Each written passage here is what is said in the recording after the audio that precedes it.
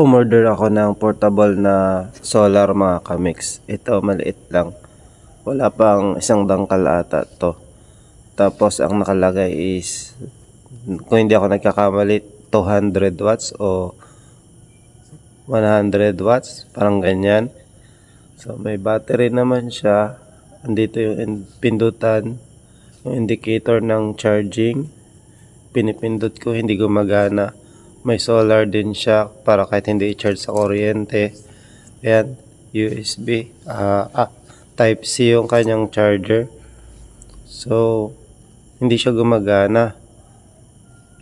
Tapos, nag-comment ako dati, ibabalik ko sana. Kaso naisip ko na pwede namang ayusin. So, tignan natin kung anong itsura niya sa loob, kung ano naging problema. Dahil kung madali lang namang ayusin yan ay mapapakinabangan pa natin. At isa pa, mura lang naman ito, 150 lang ata o 200 plus. So yan, pagbukas ko napansin ko mga kamix na hindi nakakabit yung isang wire. Ayan o. So kung magko-comment pa ako kung i-refund ko pa ito o papapalitan ko sa seller, matagal pa, aantayin ko pa. So gagawin ko, dahil meron naman din akong pandikit, pang sulda, isusulda ko na lang ito. Yan o, sa B+, yan yung positive ng ating battery. So, ididikit natin yan. Subukan nating pailawin. So, yan, pagkadikit ko at pinindot ko yung indicator niya, yung pindutan, yung switch on. Yan o, dinidikit ko muna para tignan natin kung gagana na siya. So yan, umilaw pag pindot ko. At makikita ninyo mga kamix, nung tinanggal ko ay namatay din. So dinikit ko ulit para subukan. Ayan o, gumana. At dalawa ang kulay nito, isang daylight at isang warm white. Tapos pwede mong pagsabayin yung ilaw at meron ding red and blue pang emergency. O diba, astig tong portable na solar na ito. Mapapakinabangan natin. So gawin muna natin na isoldan na natin, ayusin na natin. Kung bibili kayo ng mga gadget, mga solar na maliliit o kahit mga mini pan na na-order natin sa online, minsan hindi talaga natin maiwasan na magkaroon ng diferensya, hindi gagana, hindi nag-charge. Pero may mga maliliit lang na nagiging diferensya yan sa loob. May mga nagiging sira na pwede namang ayusin, pwede namang maremedyohan.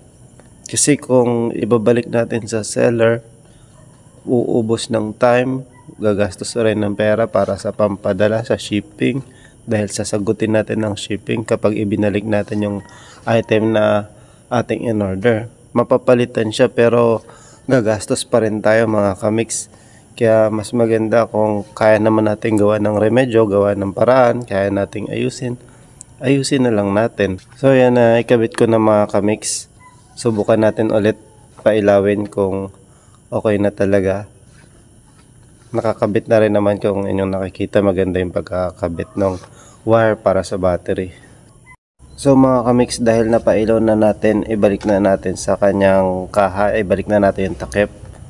So ayan, naibalik ko na. Ayan, gagana na yan yung solar nya. And subukan natin pailawin ulit. So pindutin na natin. Ayan, mas lumakas na siya dahil naibalik na natin yung kanyang reflector ng ilaw. Ayan yung daylight. Ayan. Tapos warm white natin para siyang pang ano. Yan yung pag pinagsama yung daylight at warm white. At meron ding ilaw na mahina at may indicator ng emergency o yung red and blue na light. So ang ganda. Mapapakinabangan natin to sa mga camping site. Kapag brand out sa bahay, pwede rin natin mapakinabangan. At meron din siyang magnet dito, napansin ko magnet pala yan. Ayan o. O diba, magnet, ang galing. Pag hindi mo maisabit, pwede mong idikit sa bakal. Sinubukan ko rin tong idikit, hindi rin siya nalalaglag basta-basta. Kaya mapapakinabangan talaga natin ng maganda ito. So yun lang mga kamix, salamat sa panonood ng video natin ngayon ng review tungkol dito sa portable solar. Nga pala mga kamix, pahabol lang na video. Ito, tingnan nyo, tinapat ko sa ilaw dahil gabi. Nagcha-charge naman siya. Siya nga pala mga kamix, kung bago ka pa lang sa channel ko, huwag mong kalimutang pindutin ng subscribe and pindutin mo na rin ang notification button para updated ka sa mga videos. God bless.